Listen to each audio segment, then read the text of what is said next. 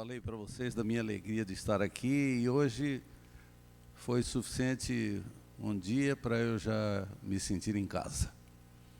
E já andei até comendo na casa de alguns aqui. Estava muito à vontade, né? Talvez devia me cuidar mais um pouco.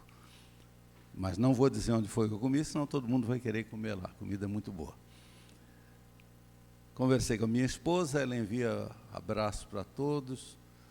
Voltei a ter contato com o Dermival, envia abraços. Falei com o Paulinho Reis, não o daqui, o que vive lá em São Paulo. Trabalhamos juntos, foi JA. O Paulinho Reis, ele foi pastor da minha mãe e eu fui pastor da mãe dele aqui no IACS. E ele envia também saudação para todos. Muito feliz.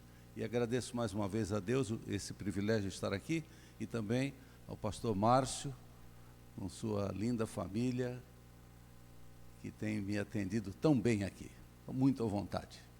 E tenho a expectativa de uma semana muito feliz, muito abençoada. Também estamos num período, como foi mencionado, de oração especial, em que nossa igreja está buscando o poder do Espírito. Não são só 10 dias, nós devemos fazer isso todos os dias. Mas é um período de ênfase para a igreja não se esquecer disso. E há uma série de promoções da nossa organização que fazem muito bem para a gente. O Espírito Santo, quando vier na sua plenitude, ele já está entre nós, né? Nenhum de nós chama Jesus de Senhor se não for pelo Espírito Santo, diz a Bíblia. Ele já está conosco. Mas quando vier na plenitude, para a obra extraordinária do tempo do fim, ele virá para aqueles que buscam e que pedem. A reforma e reavivamento começará entre os líderes, diz Ellen White. E cumprimento os irmãos pela boa obra que estão fazendo aqui na igreja, para buscar sempre o poder de Deus. Quero hoje pregar para vocês um tema especial. O tema do sermão se chama A Fala de Deus. O texto é o texto de Hebreus, capítulo 1, verso 1, verso 2 também. O livro de Hebreus é um livro tão especial, o assunto que Paulo ia tratar, nós acreditamos que foi Paulo que escreveu esse livro, se bem que em todas as epístolas de Paulo ele assina, e no livro de Hebreus ele não assina. E por causa disso alguns acham que foi outro que escreveu, mas não tinha ninguém naquele tempo capaz de escrever uma obra como essa. O assunto era tão importante que nas cartas antigas, o começo da carta é sempre a saudação e sempre o escritor se apresenta. Simples de entender. As cartas deviam ser lidas para a igreja. E se você vai ler uma carta aqui na frente e tem que ficar esperando até o final dela para saber quem enviou, fica incômodo. Então, antigamente, na carta, quem escrevia para um grupo grande de pessoas já colocava o nome logo no começo. Tipo os e-mails de hoje. Hoje, quando você recebe uma mensagem eletrônica, já vem logo o nome de quem enviou, você sabe com quem está falando. Nesta carta, o tema é tão importante que o escritor não menciona o nome. Uma outra coisa, sempre os escritores bíblicos, quando escrevem, colocam palavras de saudação, como eu fiz aqui. A gente sempre começa com uma saudação. Nesta carta não existe saudação. Dá a impressão que o assunto era tão importante que o autor inspirado entrou direto nele.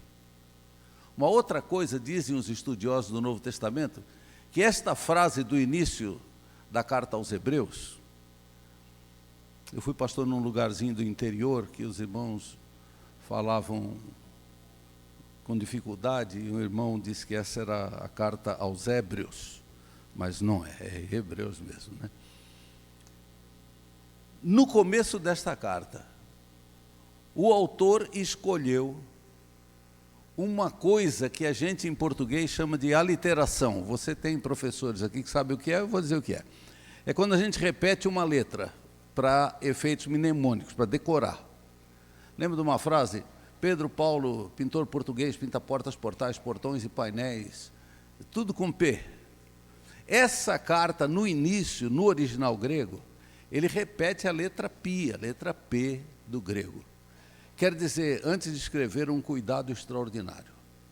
Não coloca nada no meio para distrair a atenção.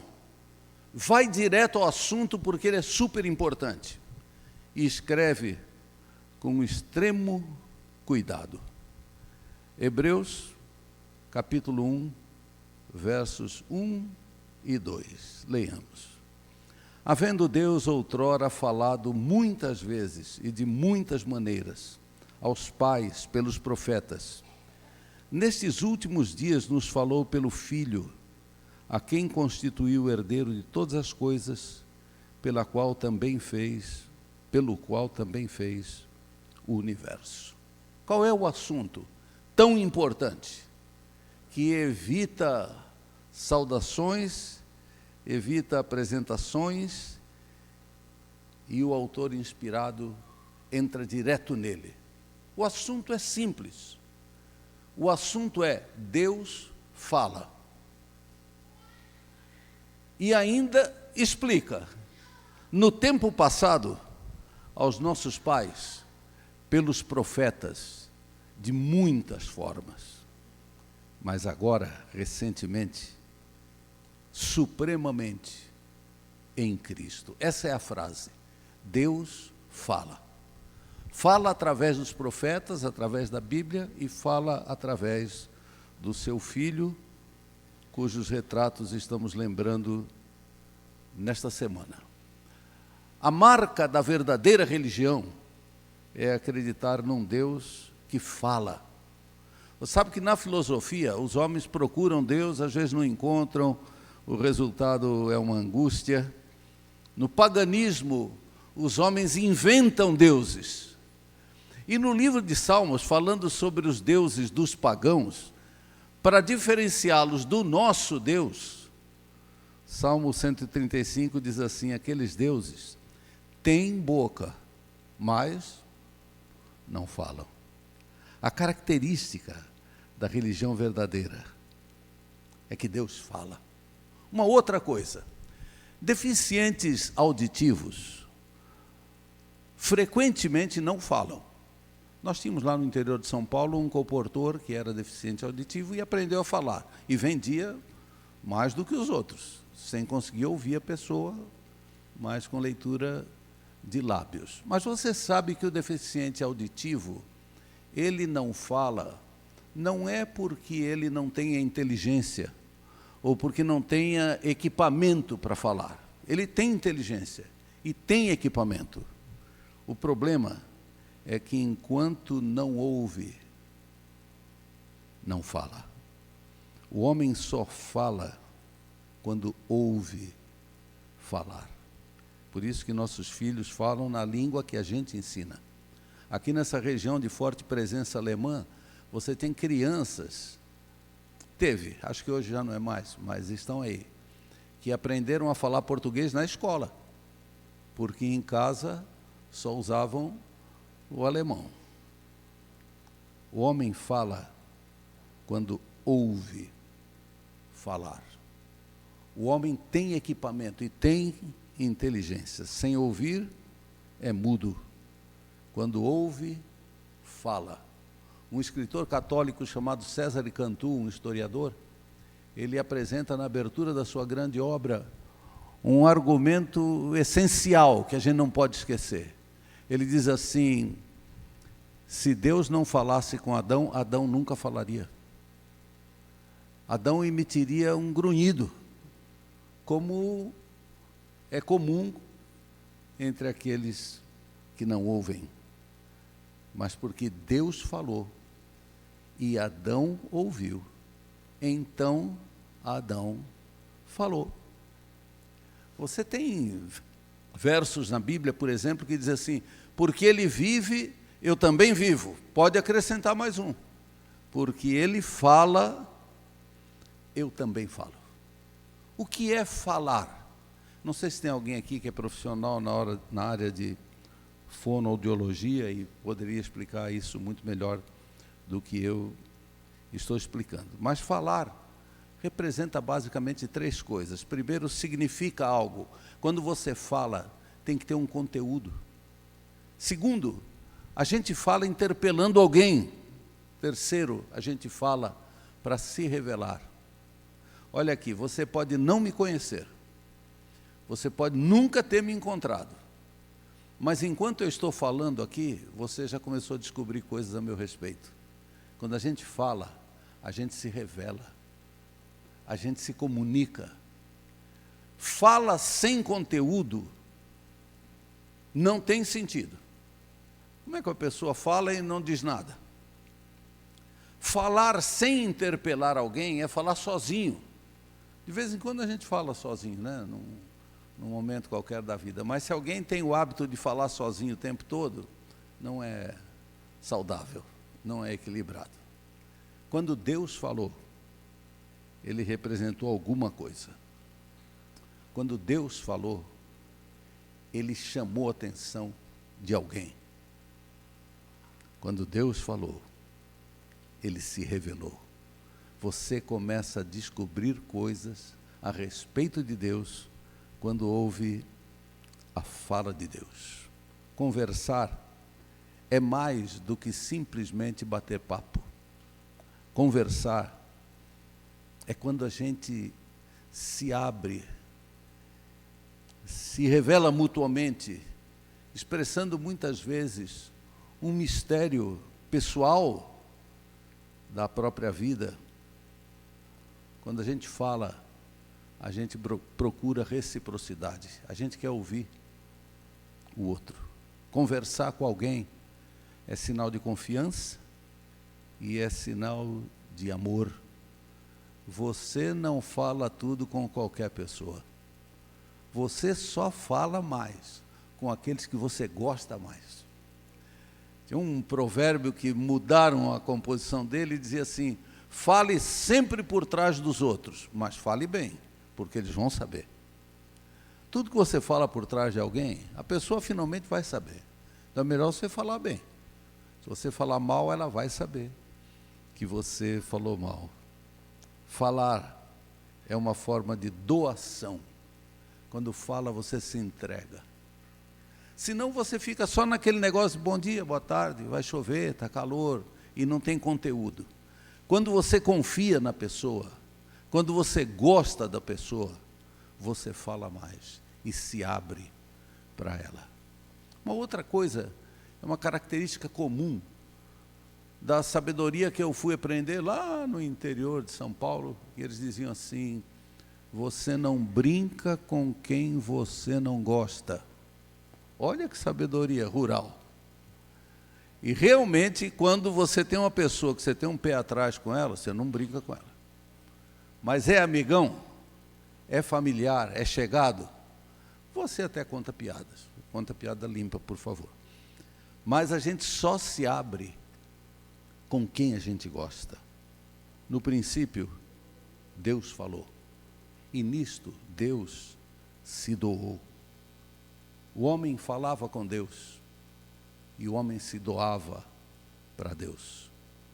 Você sabe que o contrário do amor não é o ódio.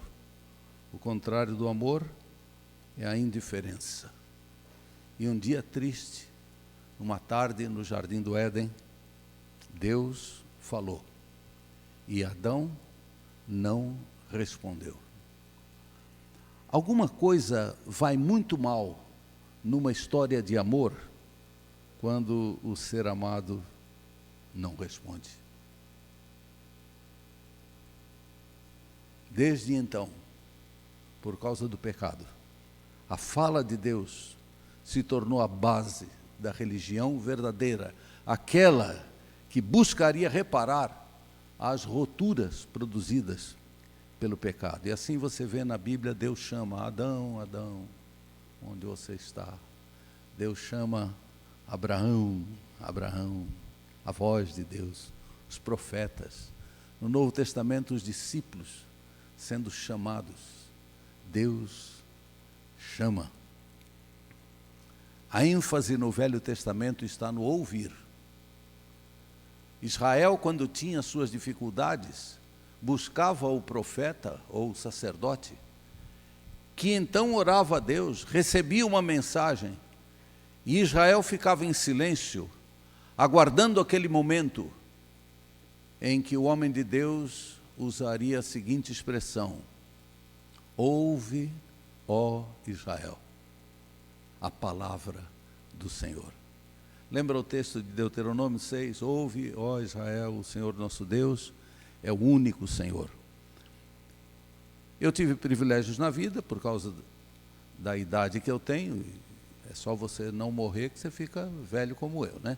E vai passar por muitas experiências. Eu participei da criação, da origem do trabalho que nós temos em São Paulo e agora no Brasil todo com os judeus. É um trabalho que Ellen White diz que a gente deve fazer. E estabeleci até primeiro tempo, e comecei também o trabalho com os árabes. A diferença de um para outro, eles acreditam em Deus, tudo. A comida na igreja árabe é mais abundante. Na igreja judaica é mais pequenininha. É o que eu vi, mas são igualmente fiéis ao nosso Deus. Havia um conjunto que cantava na língua hebraica e que se chamava Shema, ouve, ó Israel. Shema é a expressão em hebraica para ouve, ouve, ó Israel. O conjunto se esforçava, mas cantava tão mal que os jovens mudaram o nome e puseram o nome neles de Cala-te, ó Israel.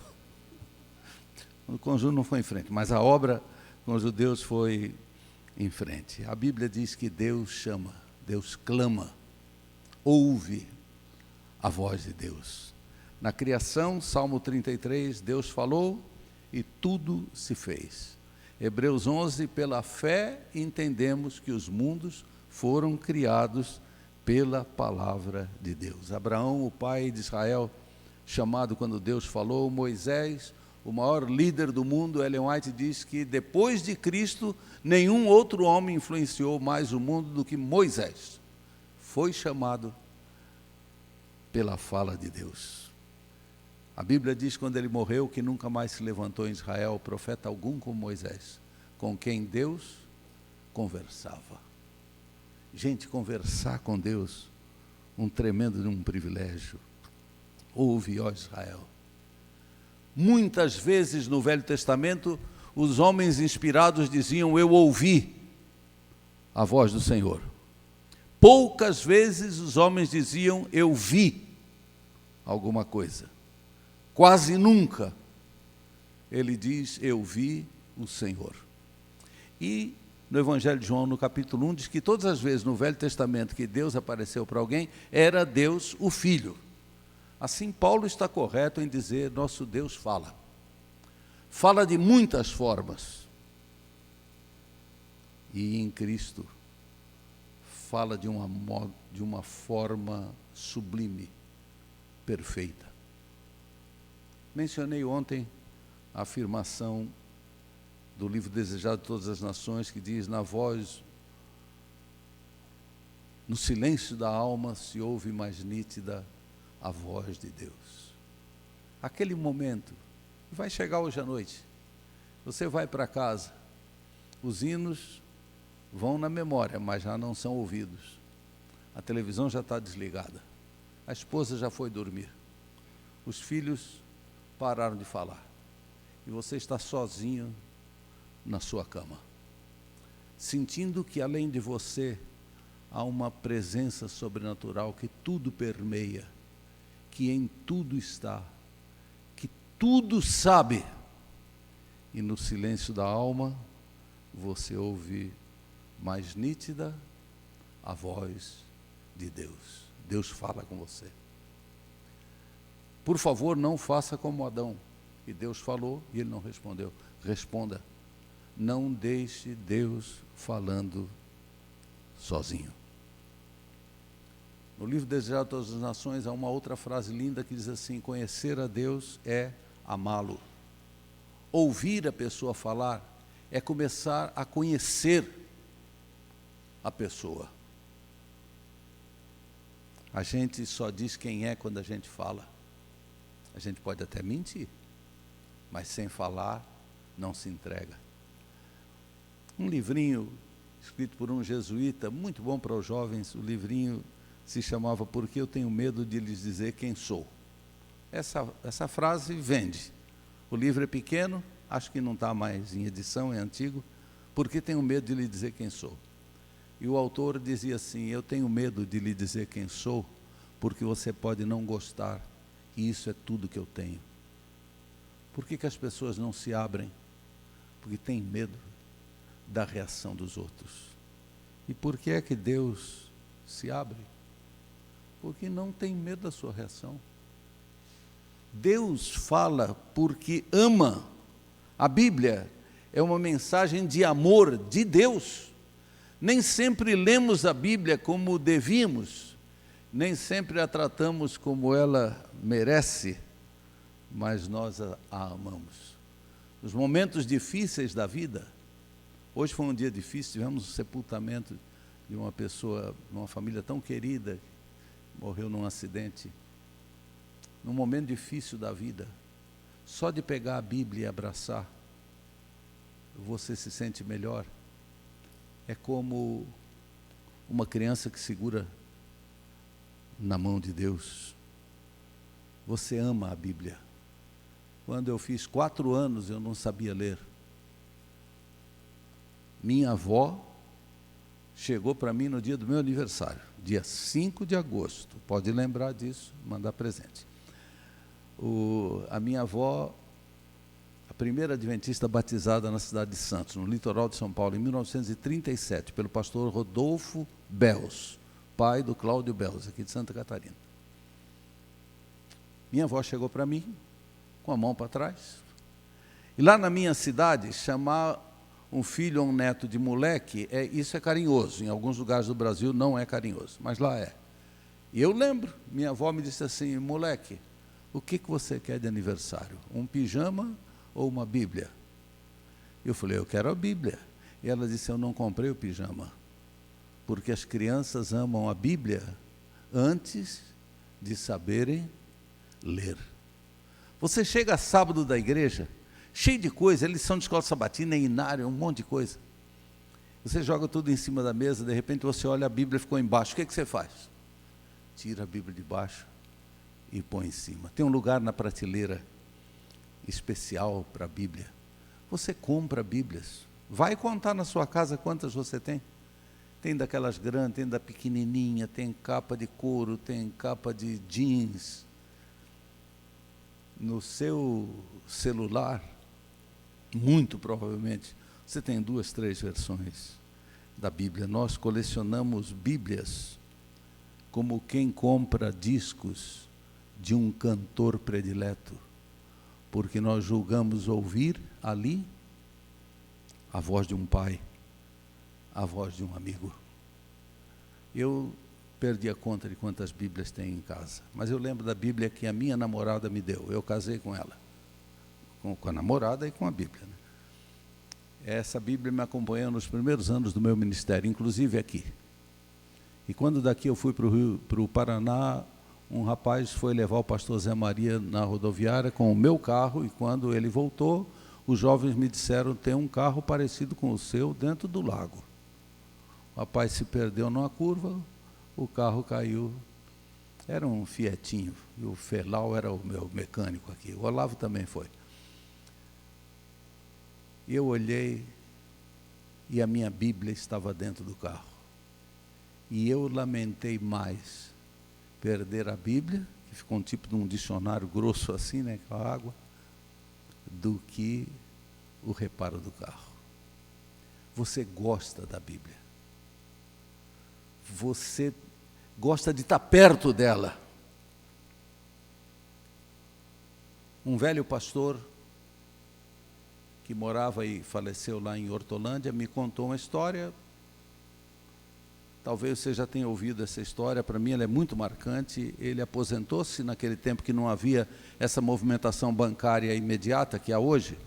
E nos primeiros meses de aposentado, morando pertinho do IASP, em Hortolândia, ele precisou viajar até o interior para receber o seu salário no banco onde ele tinha conta.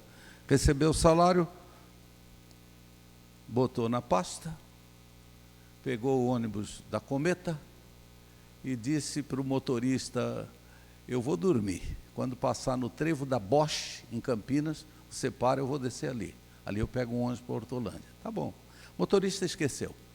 Quando passou, lembrou-se. Parou o ônibus lá adiante, onde havia uma passarela para atravessar a estrada. E o motorista acordou o velho pastor José. Foi ele que me contou. Eu o levei para contar essa história para os alunos do IASP. E ele disse: pastor, desculpe, eu esqueci. E desce aqui, atravessa, do outro lado tem um ônibus para Hortolândia. Tá bom, vou lá. Quando ele subiu a escada, um rapaz subiu atrás dele. Do outro lado subiu outro. Eram 2 assaltantes. Naquele lusco-fusco do entardecer, os carros passando com velocidade, ninguém percebeu. Os 2 rapazes com um revólver jogaram o pastor no chão. Me dá esse relógio. Deu. Me dá essa caneta. Deu, tremendo. O pastor também tem medo, viu? Não se enganem. E ele, tremendo de medo, entregou. E o rapaz disse: abre essa pasta. Abriu, tinha dinheiro. Dá o dinheiro. Pegou o dinheiro. Num canto da pasta tinha um negócio que o ladrãozinho achou que era uma bolsa. O que tem nessa bolsa? Era uma Bíblia dessas com zíper. E abre. O pastor abriu, mostrou. O que é isso? É uma Bíblia. O que você é? Sou um pastor. O rapaz olhou para o colega e falou: devolve. Devolve o que pegou dele. Isso é um homem de Deus, não podemos roubar. O rapaz falou: que devolver coisa nenhuma, isso é o nosso trabalho. Um apontou o revólver para o outro. Devolve. Não mexe com o homem de Deus, com a Bíblia. Devolve até o dinheiro. O outro sumiu, chateado. E este jovem que disse para o pastor: minha mãe era de uma igreja, e respeitava. Este jovem disse: para onde o senhor vai? Ele falou: eu vou ali pegar o ônibus para Hortolândia. E o rapaz disse: eu levo o senhor até ali, porque aqui tem muito ladrão. Ele me contou a história e eu levei para contar para os alunos. Ladrões respeitam a Bíblia. Você já viu criminosos que respeitam a Bíblia? Que dentro da cadeia estudam a Bíblia. As palavras de Deus. Paulo diz: havendo Deus outrora falado aos pais pelos profetas, agora nos falou no Filho. Se no Velho Testamento a ênfase era no ouvir, no Novo Testamento uma nova ênfase privilegiada no ver. Os apóstolos podiam pregar sobre Jesus e dizerem: o que temos visto e ouvido, isso é o que nós lhes contamos.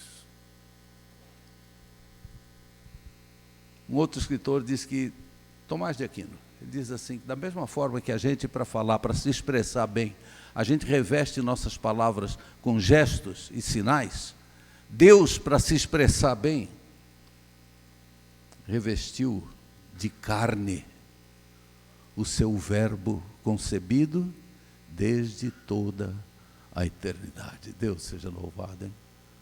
Deus não se satisfez só com a palavra.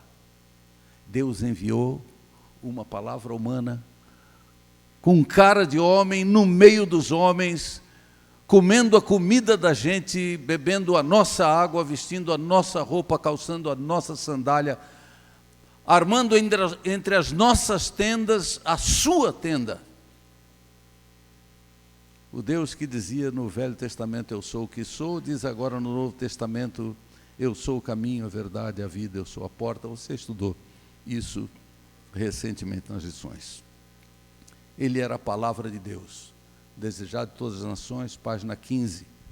Ele era a palavra de Deus, o pensamento de Deus tornado audível. Sabe quem é Jesus? O pensamento de Deus tornado audível. Você não consegue ler pensamento, muito menos ouvir pensamento. Mas se você fosse capaz de ler pensamento, e se você fosse capaz de ouvir pensamentos, e se aproximasse de Deus para ouvir um pensamento de Deus, sabe o que você veria? A pessoa de Cristo. Ele é a revelação plena, perfeita, completa de nosso Deus Pai. Para fins religiosos, a melhor leitura que a gente faz da Bíblia é aquela que a gente lê buscando encontrar Cristo nas páginas. E em Cristo, conhecer Deus. Em Cristo, Deus mostrou que não estava escondido. Ainda que a Bíblia diz que Ele habita num lugar inatingível, também diz que Ele habita no coração do humilde crente. E em Cristo Ele veio e viveu, envolvido na situação humana, a condescendência de Deus, a humildade de Deus. Já que você fugiu de mim, eu vou atrás de você. Uma das coisas mais lindas da Bíblia é que Deus vai atrás da gente. Deus foi atrás do Adão, Deus foi atrás do Jacó pela estrada, foi atrás do Jonas no peixe, Deus foi atrás. Paulo ia pelo caminho para matar cristão, Deus ia atrás. Deus toma iniciativas. Nessa semana ainda vou voltar a esse assunto. Jesus toma iniciativas divinas para tocar no nosso coração. E as pessoas dizem assim, ué, mas se Deus está vindo atrás de mim, por que até hoje não me encontrei com Ele? Tem resposta também.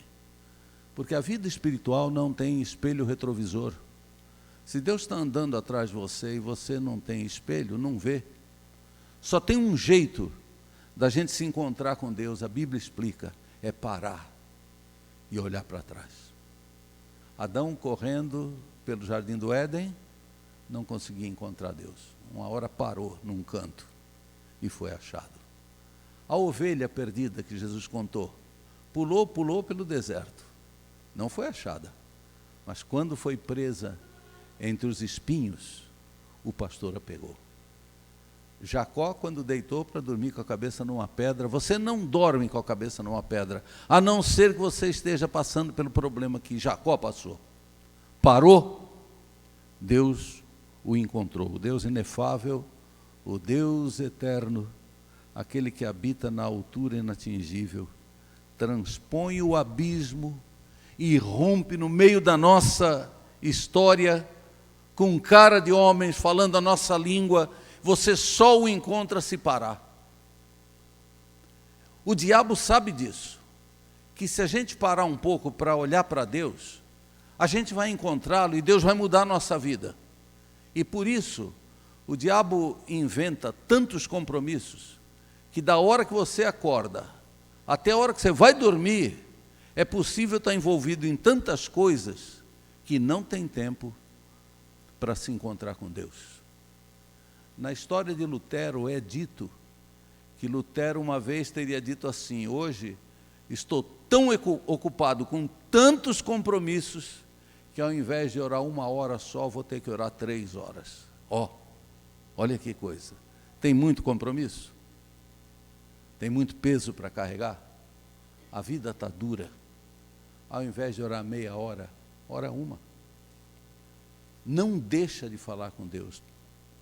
Porque quando Deus entra em você, a Bíblia diz, Deus estava em Cristo, reconciliando consigo o mundo. Cristo é o Deus que veio chamar. Como Deus chamou Adão, Ele disse, vinde após mim, vinde aqui à parte, vinde cansados, eu vou dar alívio, vinde às bodas. Depois mudou a conversa e disse, ide. Primeiro era vinde, né?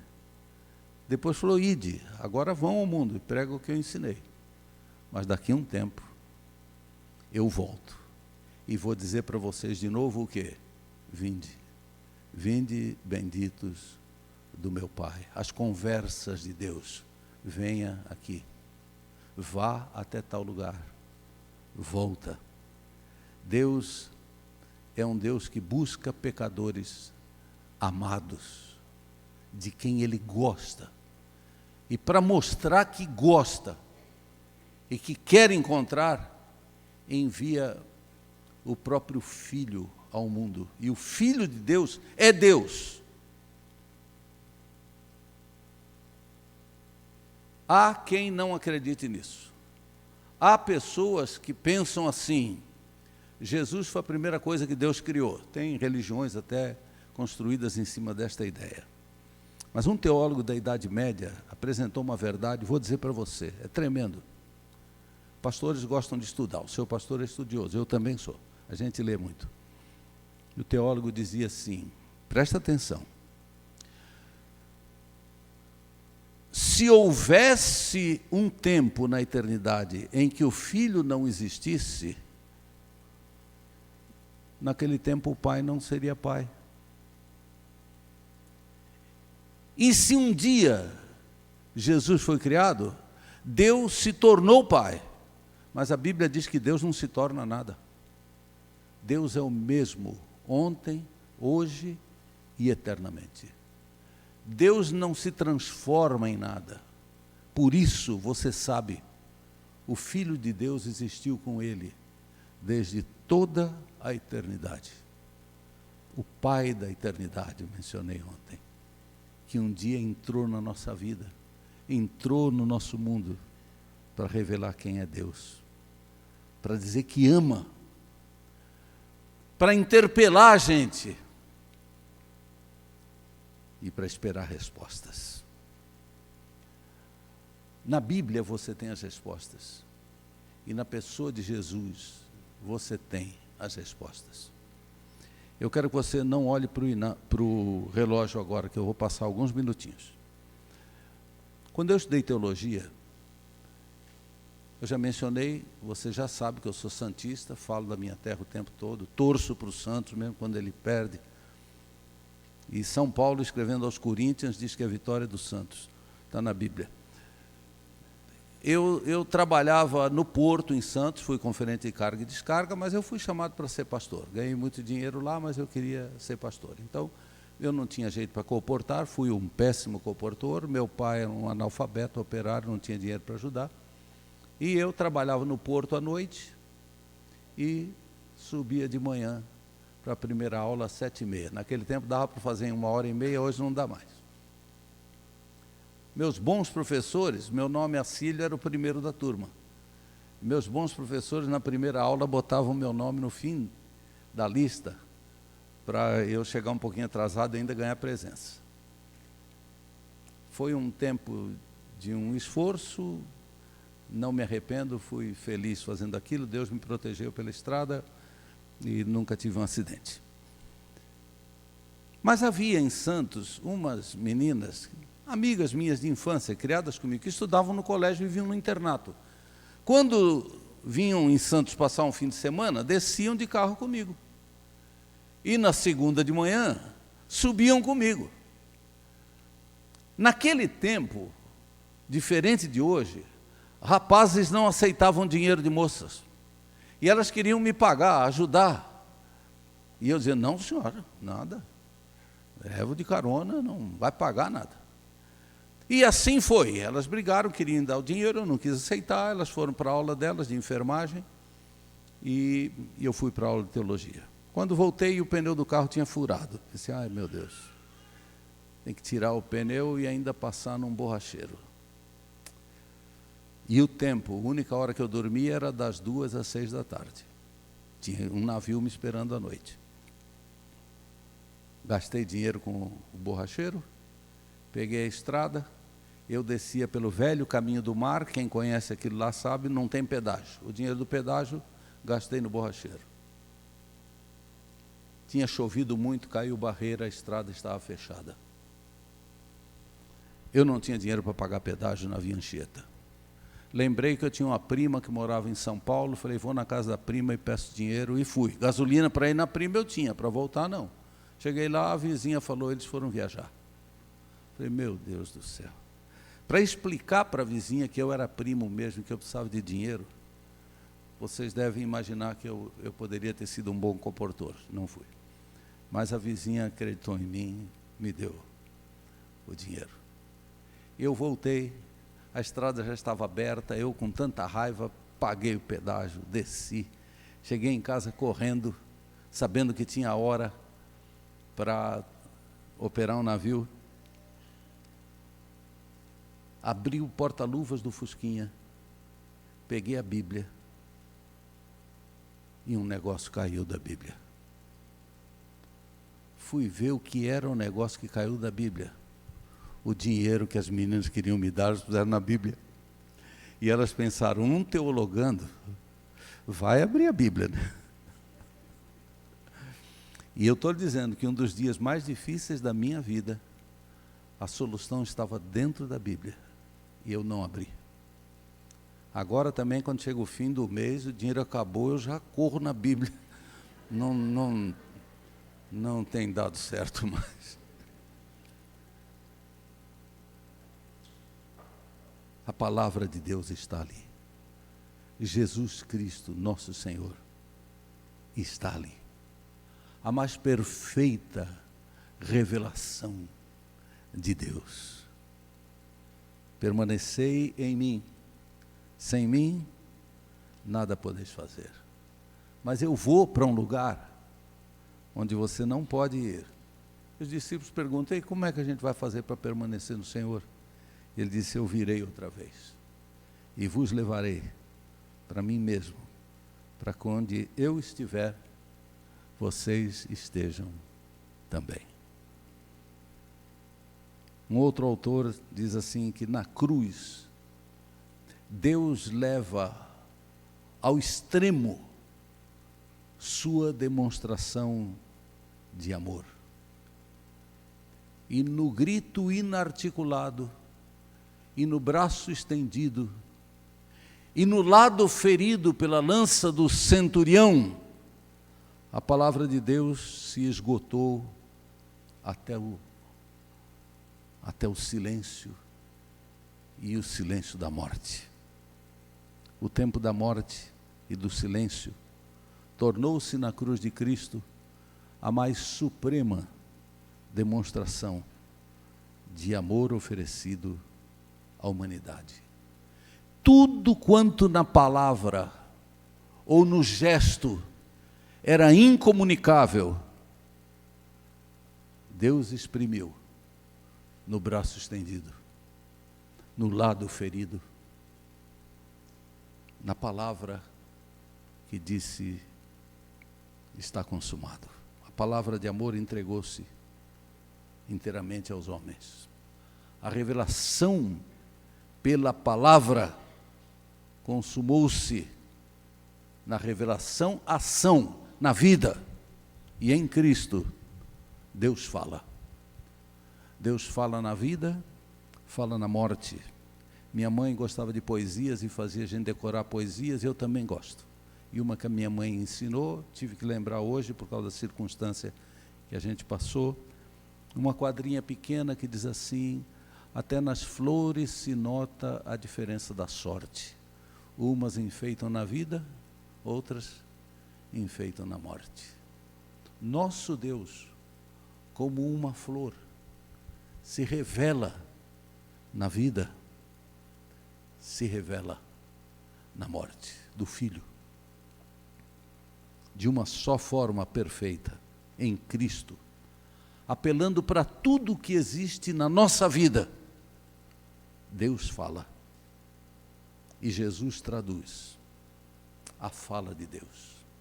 E quando eu leio a Bíblia, eu ouço a voz de Deus. E quando Ele fala comigo, Ele me transforma. E a fé, diz a Bíblia, vem pelo ouvir. E ouvir a palavra de Deus. Quando Deus fala, comunica alguma coisa, interpela alguém, revela-se e busca reciprocidade. O Deus em quem nós cremos não é mudo. O Deus em quem nós cremos não é surdo. Esse Deus que fala na palavra escrita e na vida de Jesus, Ele espera respostas. Ele fala com palavras, responda com palavras. Ele fala com a vida, responda com a vida. Ele fala no silêncio, responda no silêncio. Mas não deixe Deus falando sozinho. Os pedidos de Deus para nós sempre são acompanhados de promessas. E eu vou terminar esse sermão lhe dizendo as promessas que Jesus fez. Entregue-se a Deus. Procure conhecer Deus na pessoa de Cristo. Você vai receber uma alegria que o dinheiro não pode comprar.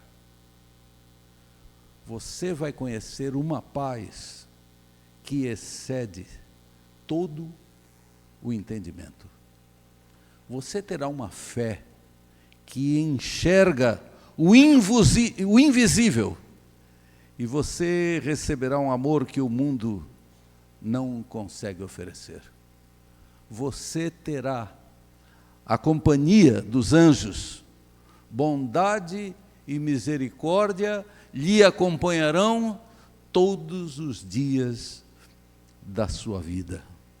Você vai habitar no esconderijo do Altíssimo e vai descansar à sombra do Onipotente.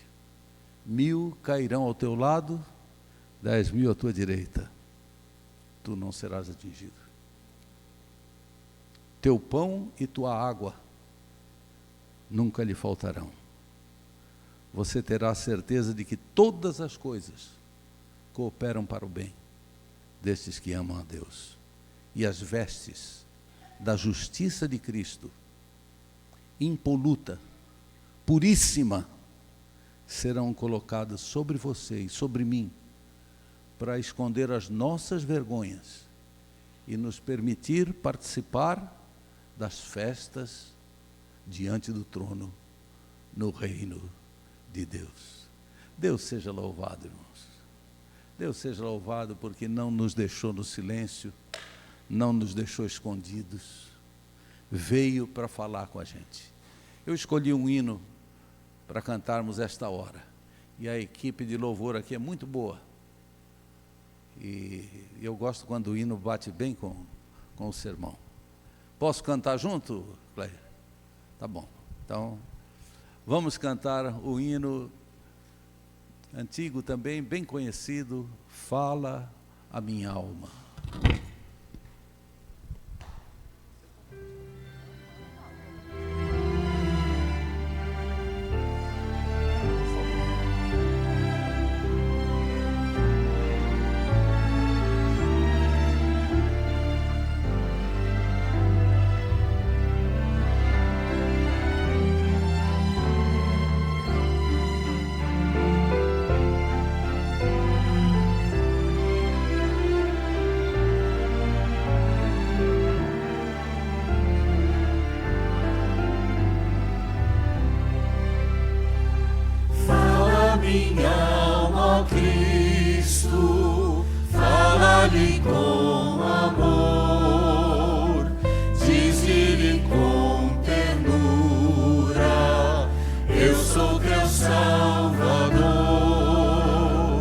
Faze-me bem disposto para te obedecer, sempre louvar teu nome e te entregar meu ser. Faze-me ouvir bem manso, bem suave murmurar. Eu já verti meu sangue para te libertar. Fala-me cada dia, fala com terno amor, dize-me com ternura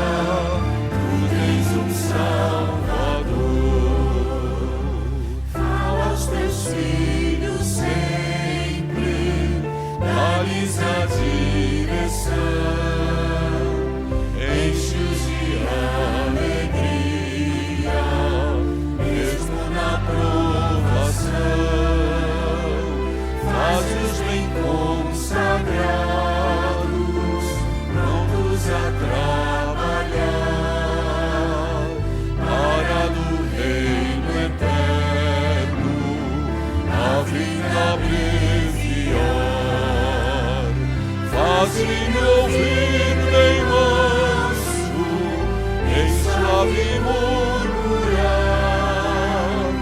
Eu já verti meu sangue para te libertar.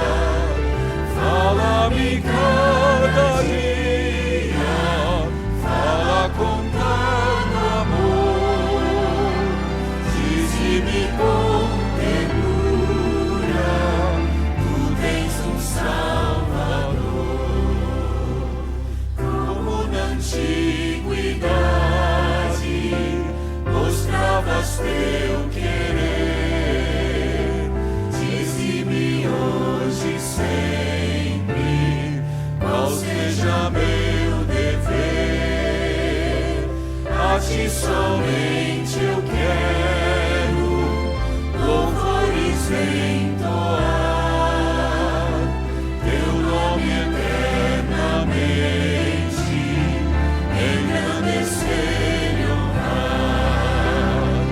Faze-me ouvir bem manso, em suave murmurar. Eu já verti meu sangue para te libertar. Fala-me cada dia, fala com todo amor, dize-me com ternura, tu tens um Salvador. Amém. Amém. Vamos orar, mas antes quero lembrar, na sexta-feira nós temos Santa Ceia, a cada noite estaremos juntos aqui às 8h, chegarei mais cedo para atender qualquer pessoa que precise. E alguém me perguntou se eu não trouxe a sanfona para tocar, eu sou gaiteiro, podem trazer o acordeão que eu toco. Feche os olhos, vamos orar. Pai querido, muito obrigado, Senhor, mais uma vez, porque nos permitistes ouvir o doce som da Tua voz, como ela está gravada nas páginas sagradas da Bíblia. Muito obrigado porque enviastes ao mundo o Teu Filho amado, que veio viver aqui a nossa vida, e veio morrer a nossa morte, para nos salvar eternamente e podermos para sempre viver junto com o Senhor. Nós te pedimos, Senhor, que depois dessas lembranças bíblicas, ao sairmos da igreja, que os teus anjos nos acompanhem até em casa, que o teu Espírito vá falando no nosso coração, e que o som da tua voz não se apague, mesmo no silêncio da noite. E que a influência do Senhor nos conceda uma vida melhor à medida em que o tempo passa, e que então um dia nos tornemos ainda parecidos com Jesus. Concede-nos uma boa semana, e esteja conosco todo o tempo no trabalho, na escola, na luta da vida, e guarda-nos para Ti, aos nossos queridos, dá-nos o perdão dos pecados, dá-nos a graça da serenidade, da paz de espírito, despede-nos em paz, pedimos em nome de Jesus. Amém.